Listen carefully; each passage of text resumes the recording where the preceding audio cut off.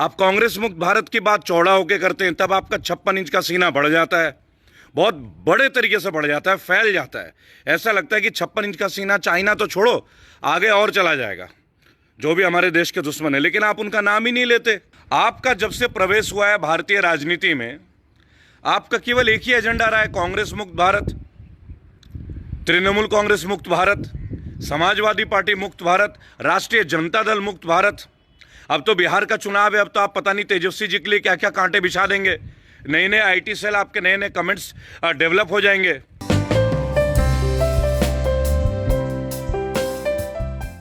माननीय प्रधानमंत्री जी, आपको नमन। मुझे लगता है कुछ भी करते मीडिया आपके साथ ही चलती है। ऐसा लगता है जैसे मीडिया फोकस्ड है, आपके विशेष तौर पे ट्रिप और यात्राओं के लिए ही मीडिया शायद आज वर्क कर रही हैं। लोगों की समस्याएं क्या हैं क्या नहीं है वो तो शायद मीडिया आजकल दिखाती भी नहीं है। 2 दिन पूर्व प्रधानमंत्री जी आप लद्दाख की यात्रा पे जाते हैं, वहाँ जाके आप लोगों से मिलते हैं, हमारे वीर सैनिकों से मिलते हैं, हमारे घायल सैनिकों से मिलते हैं और उनके हाल पता करते हैं। अच्छा लगा, उनका हाल पता करना एक बहुत अच्छी बात है, एक जिम्मेदारी भी है जो पहले ही कर देनी चाहिए थी, आपको पहले ही जाना चाहिए था। खैर कोई बात नहीं, लेकिन वहाँ जाके आप स्टेटमेंट देते हैं कि साम्राज्यवाद की नीति बहुत हुई। आखिर कौन साम्राज्यवाद की नीति बढ़ा रहा है? चाइना? तो चाइना का नाम ही ले लेते। हम देश आगे बढ़ रहा है, देश अपने दम पे बढ़ रहा है, ये बातें आप करते हैं। जब आप घायल सैनिकों से मिलने गए, जब वीर गति को प्राप्त हुए सैनिकों के परिवार से आप मिलने गए, तो आप ये भी जानते होंगे कि इन वीर सैनिकों की हत्या कैसे हुई। ये बात मुझे आपको बताने की आवश्यकता तो है नहीं, क्योंकि आपके पास तो एक अच्छी इन्फॉर्मेशन हमेशा रहती है, मीडिया आपके साथ है, आपके साथ इतने बड़े बड़े सुरक्षा तंत्र प्रणाली के विभिन्न विभाग हैं। तो मेरा एक छोटा सा प्रश्न है मोदी जी आपसे कि मोदी जी आप चाइना का नाम लेने में क्यों हिचकिचा रहे हैं?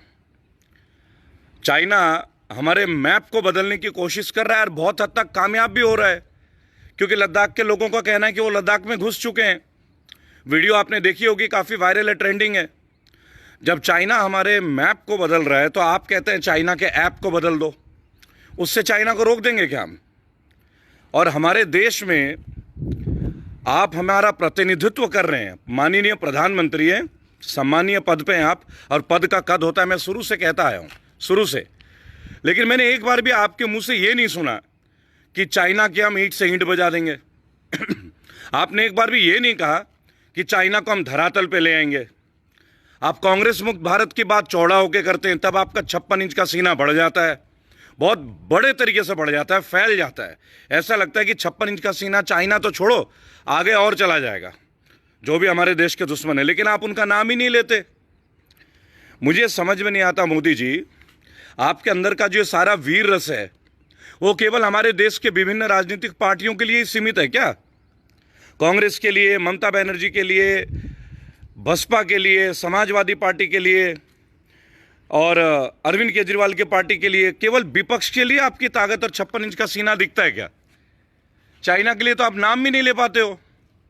क्या बात है, किस चीज़ का डर है? हम तो नहीं डरते, हम तो नहीं डरते। आप किसी भी देश के मुद्दे के लिए बात ही नहीं करते हो।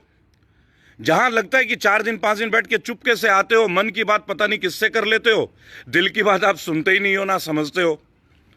प्रधानमंत्री के पद पे आप आसीन हैं, मेरा नमन है आपको, लेकिन ऐसे प्रधानमंत्री नहीं सोचा था हमने। ये ज़रूरी नहीं कि प्रधानमंत्री खूब बोले तो वो वीर प्रधानमंत्री हो जाते हैं। हमने बहुत सारे प्रधानमंत्रियों का दौर देखा, हमने पूर्व प्रधानमंत्री मनमोहन सिंह जी का दौर देखा, हमने अटल बिहारी वाजपेयी जैसे भाजपा के एक बहुत ही वीर एवं श्रेष्ठतम प्रधानमंत्रियों का दौर देखा, जहां विपक्ष भी खड़े होकर तालियां बजाया करते थे, इतना सम्मान देते थे वो विपक्ष को। आपका जब से प्रवेश हुआ है भारतीय राजनीति में, आपका केवल एक ही एजेंडा रहा है, कांग्रेस मुक्त भारत, तृणमूल कांग्रेस मुक्त भारत, समाजवादी पार्टी मुक्त भारत, राष्ट्रीय जनता दल मुक्त भारत। अब तो बिहार का चुनाव है, अब तो आप पता नहीं तेजस्वी जी के लिए क्या क्या कांटे बिछा देंगे, नए नए आईटी सेल, आपके नए नए कमेंट्स डेवलप हो जाएंगे। मुझे एक बात बताइए माननीय प्रधानमंत्री जी, देश में पेट्रोल की कीमत, इसी पेट्रोल के नाम से आपने मनमोहन सिंह जी को ना जाने कितना बार भला बुरा कहा, आपके लोगों ने, आपने, आपके रविशंकर प्रसाद जी ने, स्मृति ईरानी जी ने, गडकरी जी ने, किन्होंने नहीं कही? आप मुझे बताएं। आज पता नहीं उनको मुंह में ताले क्यों हैं, आज आरएसएस चुप क्यों बैठा है, मुझे ये नहीं समझ में आता। भाई आरएसएस तो एक बहुत बड़ा संगठन है, वो रियलाइज करते हैं अपने जिम्मेदारियों को। एक बहुत बड़ी नैतिक जिम्मेदारी है आरएसएस की भी, क्योंकि वो केवल बीजेपी के लिए समर्पित नहीं है, राष्ट्र के लिए समर्पित है, जैसा कि वो बताते हैं। लेकिन उनकी ओर से तो मैं कुछ सुन ही नहीं पाता। एक वक्तव्य नहीं आ रहा है आजकल, ना राम माधव जी का आ रहा है, ना मोहन भागवत जी का आ रहा है, विभिन्न जो लोग हैं किसी का भी नहीं आ रहा है। माननीय प्रधानमंत्री जी, 1 महीने से लगातार पेट्रोल की कीमतें आप बढ़ा रहे हैं, उसके ऊपर भी एक दो कमेंट्स कर दें, आ जाएं पब्लिक के बीच में, आके देखें लोगों में क्या भावना है आपके प्रति। एक छोटी सी बेटी है हमारी देश की, जिनका भी वीडियो वायरल हुआ है, पेट्रोल की कीमत के ऊपर बीजेपी समर्थक बातें की है उन्होंने। मैं उस बेटी का फिर भी धन्यवाद देता हूं, उसमें साहस है, भारत की हर बेटी में साहस है। लेकिन मैं ये समझता हूं कि उनको किन पॉइंट्स को दे के ये वीडियो बनाया गया है। अगर भारत की और लाखों बेटियों को दे के मैं ये शुरू करवा दूं कि एक पेट्रोल की कीमत बढ़ने से सब्जी की कीमत बढ़ती है, ट्रांसपोर्टेशन की कीमत बढ़ती है, हर कमोडिटी की कीमत बढ़ती है, एक राज्य से दूसरे राज्य तक जो चीजें आती है उनकी कीमतों में वृद्धि होती है। क्यों? क्योंकि पेट्रोल और डीजल की वजह से वो डिपेंडेंट होते हैं। ठीक है, बच्ची ने एक सवाल पूछा कि सरकारी स्कूल कैसे चलते हैं, और मैं वही सरकारी स्कूल का जो डेटा है एक और भारत की वीर बेटी के माध्यम से जल्द आपके बीच में ला रहा हूं, तब आप क्या कहेंगे? एक बार भी देश के समक्ष देश की परेशानी में आप आते ही नहीं है माननीय प्रधानमंत्री जी। और पेट्रोलियम मिनिस्टर जो है हमारे, पता नहीं वो कौन है, मैं तो खुद असमंजस में हूं, क्योंकि अगर वो होते पद पे तो अब तक तो आ चुके होते, वो तो पालती मार के बैठे हुए हैं। गृह मंत्री इन पे टिप्पणी नहीं करते। वैसे गृह मंत्री को 10,000 एलईडी लगा के बिहार के चुनाव की तैयारी में देखा जा सकता है। माननीय प्रधानमंत्री जी, 2 दिन अगर आप पूर्व चले गए लेह लद्दाख, तो मैं एक बात आपको बोलूंगा, उससे मनोबल बढ़ता नहीं है, उससे मनोबल बढ़ता नहीं है। अगर आप यहीं पे दिल्ली से खड़े खड़े कह दें ना कि चाइना को हम मुंह तोड़ जवाब देंगे, चाइना का नाम तो लीजिए। आप लोगों से कहते हैं चाइनीज गुड्स का बहिष्कार कर दें। माननीय प्रधानमंत्री जी, मुझे एक बात बताएं, जिन लोगों ने लाखों रुपए खर्च करके चीजें खरीदी हैं, उनकी सामान आप खरीदने के लिए मना कर दोगे? छोटे मोटे व्यापारी भी डिपेंडेंट करते हैं उनके लिए। आप मुझे ये बताओ, वो कहां जाएंगे? आप ही ने मौका दिया था ना जी, आपने इंपोर्ट बंद करा देना था, ना माल आता ना लोग फंसते। अपनी भावना के लिए आप लाखों करोड़ों छोटे छोटे जो व्यापारी हैं, जो चाइना के गुड़ का भी काम करते हैं, आज उनके आपने लगा दिए फिर से, जिसे लंका लगाना बोलते हैं, लग गई उनकी। अब मुझे एक बात बताएं भाई साहब, माननीय प्रधानमंत्री जी, ये कैसी रणनीति है, ये कैसा सुशासन है, ये कैसा गुड गवर्नेंस है आपका? आप चाइना का गुणगान कर रहे थे पिछले 1 साल के अंदर।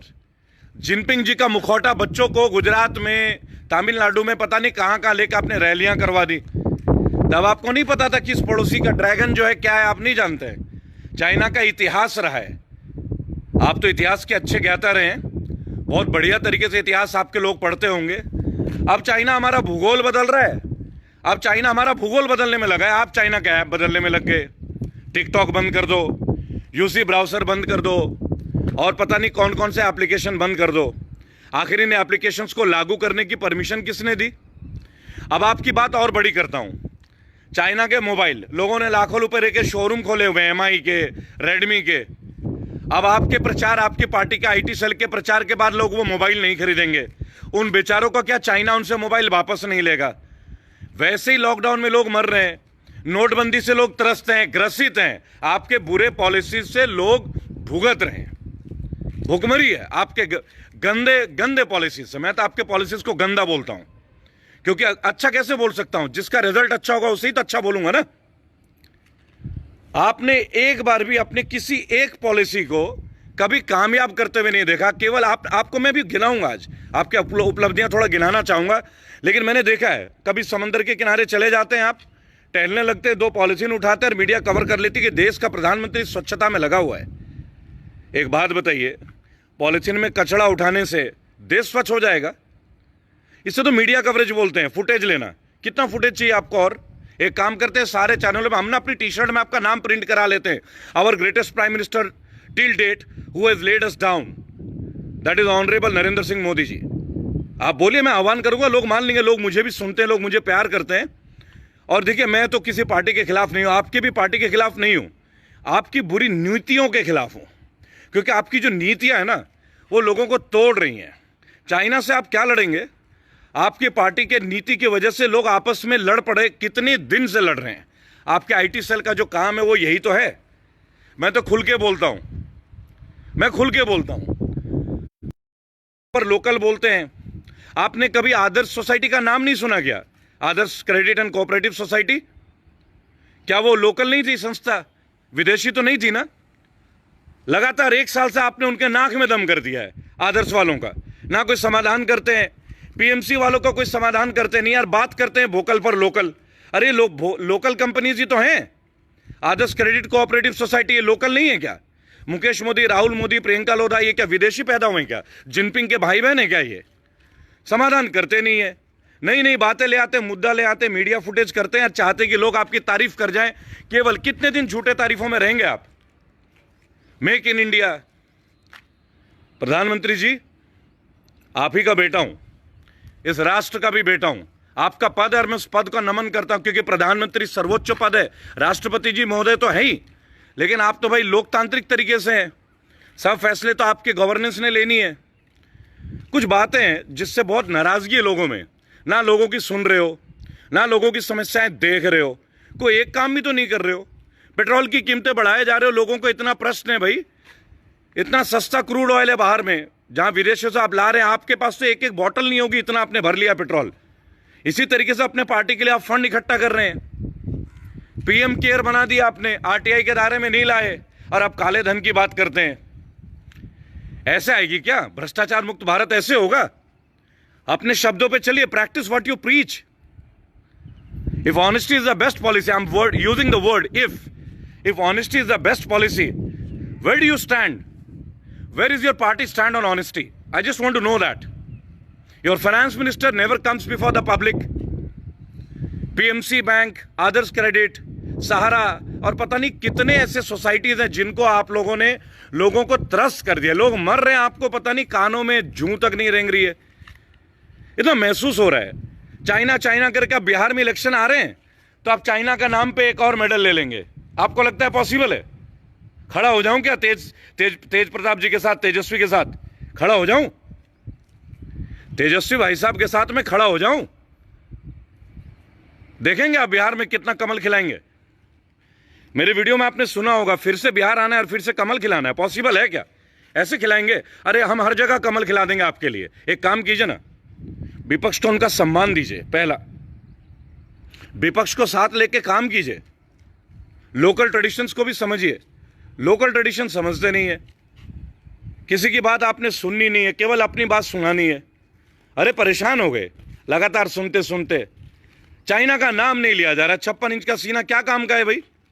हमसे बोलिए, खुल के बोलते हैं। हमारी देश की वीरांगनाएं देखिए, वीर महिलाएं देखिए, खुल के आप एक बार आह्वान तो कर दीजिए। हमें डर है क्या युद्ध से? चाइना से हम डरते हैं क्या? आप नाम लेने से डरते हो, हम तो लड़ने से नहीं डरते। अकेले आप ही तो भारतीय नहीं हो ना, और भारत मां के शेर अकेले आप नहीं हो, क्योंकि शेर की परिभाषा ही कुछ और है।